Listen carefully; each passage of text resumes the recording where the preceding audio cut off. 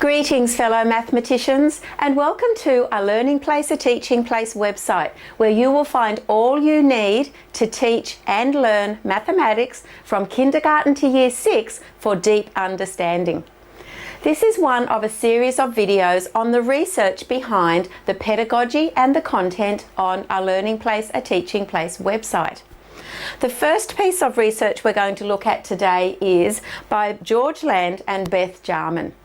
Now they tested some children, 1,600 children, were given 8 tests for divergent thinking. Divergent thinking simply means thinking of all possibilities.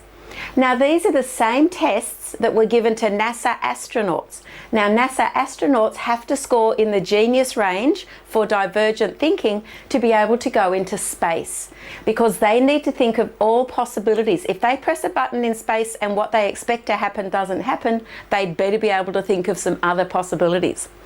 Now they gave these tests to these children when they were from 3 to 5 years old. 98% of them scored in the genius category. They were creative thinking geniuses, divergent thinking geniuses at 3 to 5 years old.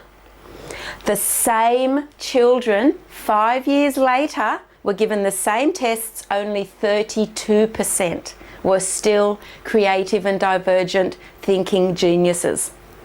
The same children 5 years later were given the same tests, and this time only 10% scored in the creative genius category.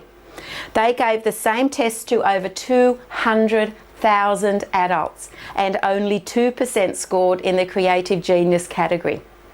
Now Sir Ken Robinson, and you'll find the link to his video under this video, has explained that he thinks that it's the way that we teach and the way that schools operate that actually prevent children from being divergent thinkers.